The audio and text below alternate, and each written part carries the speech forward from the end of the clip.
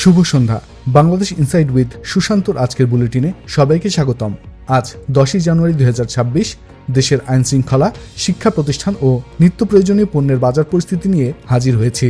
আজকের আলোচনায় যা যা থাকছে: সরকারের ব্যর্থতায় অপহরণ বেড়েই চলেছে, চট্টগ্রাম বিশ্ববিদ্যালয়ের শিক্ষককে হেনস্থা, সিন্ডিকেট সামলাতে ব্যর্থ সরকার, ভোগান্তিতে সাধারণ মানুষ। চলুন বিস্তারিত আলোচনা করা যাক। সরকারের ব্যর্থতায় অপহরণ বেড়েই চলেছে। দেশে আইনশৃঙ্খলা পরিস্থিতি ভয়াবহ রূপ নিচ্ছে। পুলিশের সরকারি পরিসংখ্যান বলছে 2025 সালে সারা দেশে অপহরণের ঘটনা ঘটেছে 1102টি, যা আগের বছরের তুলনায় 460টি বেশি। শতকরা হিসেবে এক বছরে অপহরণ বেড়েছে 71.65%, যা গত 5 বছরের মধ্যে সর্বোচ্চ। পুলিশ সদর দপ্তরের তথ্য অনুযায়ী 2021 সালে অপহরণ ছিল 445টি, 2022 সালে 460টি, 2023 সালে 463টি, 2024 সালে 642টি এবং 2025 সালে এসে তা রেকর্ড ছাড়িয়েছে।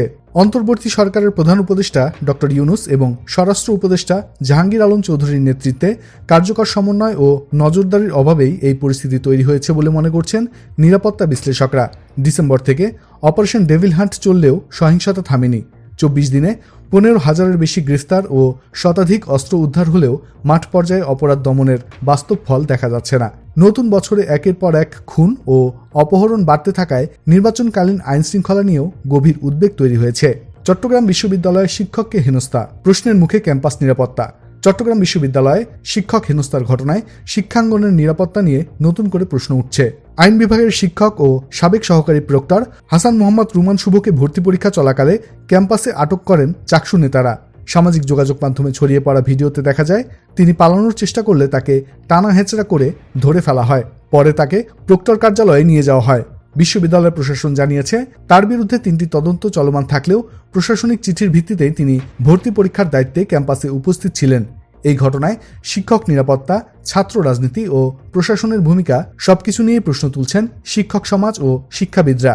সিন্ডিকেট সামলাতে ব্যর্থ সরকার, ভোগান্তিতে সাধারণ মানুষ। সরকারি ঘোষণা আর বাস্তব বাজার দুটোর মধ্যে ভয়াবহ ফারাক তৈরি হয়েছে এলপিজি বাজারে। বিইআরসি জানুয়ারি মাসের জন্য 12 কেজি এলপিজির দাম নির্ধারণ করেছে 1306 টাকা, কিন্তু রাজধানী ঢাকা সহ দেশের বিভিন্ন এলাকায় সেই গ্যাস কিনতে গিয়ে গ্রাহকদের গুনতে হচ্ছে প্রায় 3000 টাকা। মোহাম্মদপুর, মিরপুর, উত্তরা, বাড্ডা, যাত্রাবাড়ি ও কেরানীগঞ্জে খোঁজ নিয়ে দেখা গেছে এই দামে গ্যাস নেই। এই কথাই শুনছেন ক্রেতারা। বাজারে 10 থেকে 11টি কোম্পানির এলপিজি থাকার কথা থাকলেও বাস্তবে বেশিরভাগ এলাকায় আই গ্যাস ও ওমেরা গ্যাস ছাড়া অন্য কোনো ব্র্যান্ড মিলছে না। ফলে গ্রাহকদের বাধ্য হয়ে নির্দিষ্ট কোম্পানির গ্যাস বেশি দামেই কিনতে হচ্ছে। বিশ্লেষকদের মতে সিন্ডিকেট ভাঙতে না পারা এবং খুচরা বাজারের নজরদারির অভাবই অন্তর্বর্তী ইউনুস সরকারের বড় ব্যর্থতা হয়ে দাঁড়িয়েছে। এই ছিল আজকের বিশেষ বুলেটিন। আগামীকাল আবার দেখা হবে নতুন কোনো তথ্য ও বিশ্লেষণ নিয়ে। ততক্ষণ ভালো থাকুন, সুস্থ থাকুন।